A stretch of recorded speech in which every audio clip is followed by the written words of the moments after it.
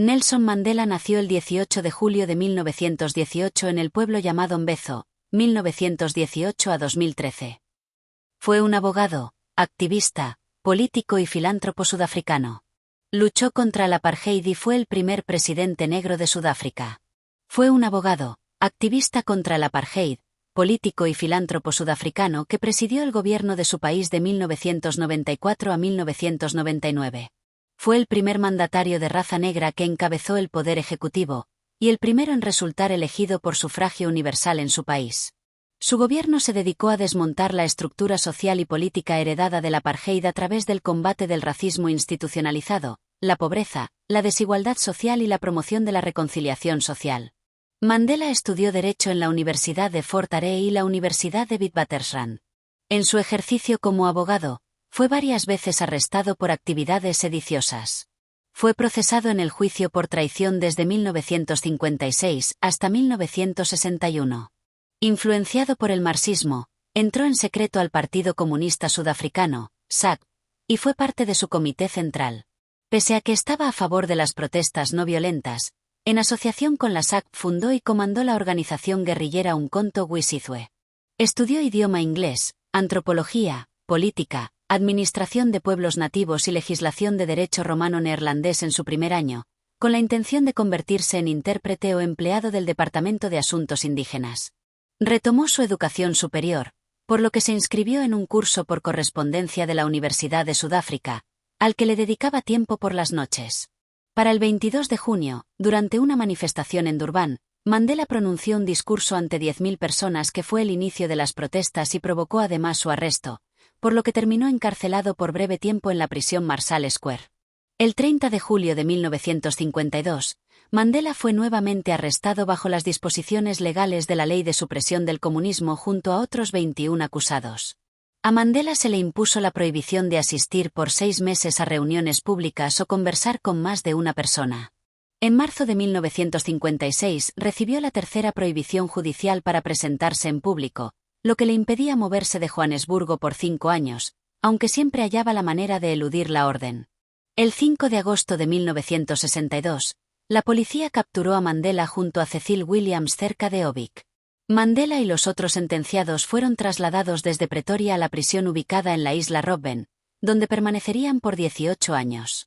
Los prisioneros del proceso de Rivonia trabajaban picando piedra para obtener grava, y eran constantemente agobiados por los insultos verbales y agresiones físicas de los guardias, todos de raza blanca, hasta que fueron transferidos a una mina de calorías. Al principio a Mandela no se le permitía usar gafas de sol, por lo que el resplandor de la cal le dañó su visibilidad.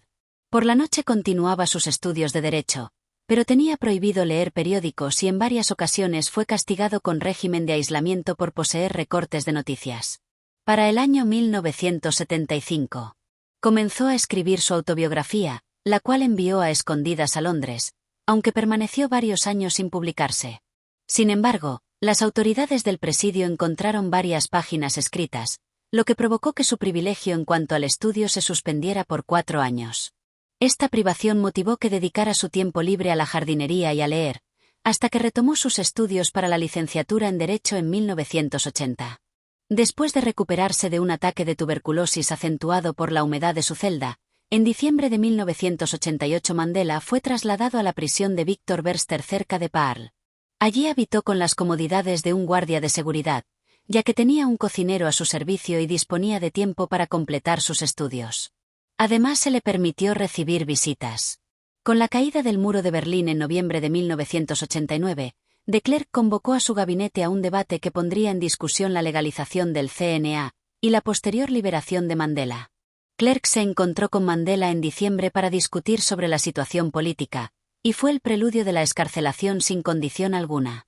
Poco después, se autorizó que las fotografías de Mandela se publicasen en los medios del país por primera vez en 20 años.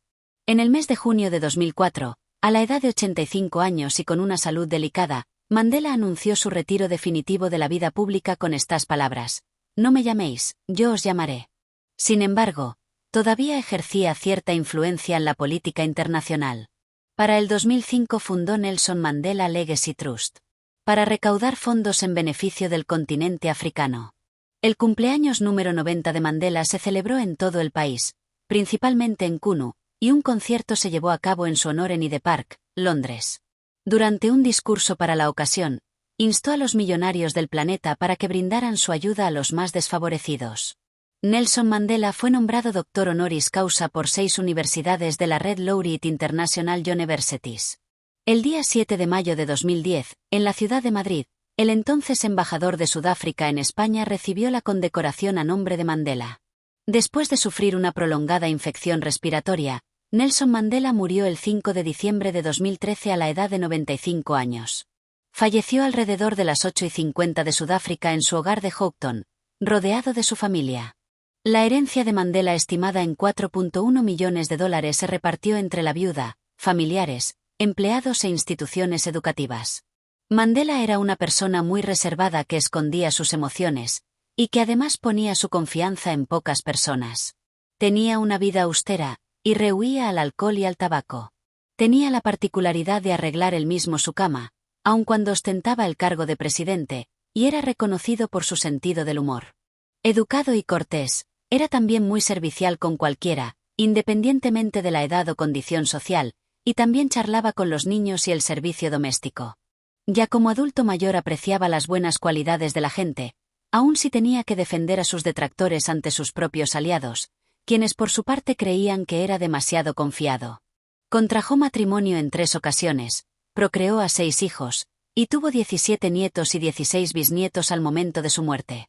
Al momento de su fallecimiento, Nelson Mandela era considerado el «padre de la nación» sudafricana, o «padre fundador de la democracia».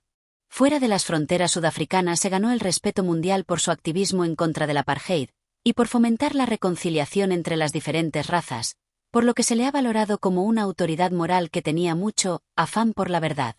Nelson Mandela fue un hombre que vivió y sufrió profundamente, pero que, en su sufrimiento, encontró la fuerza para abrazar la esperanza, la reconciliación y la justicia.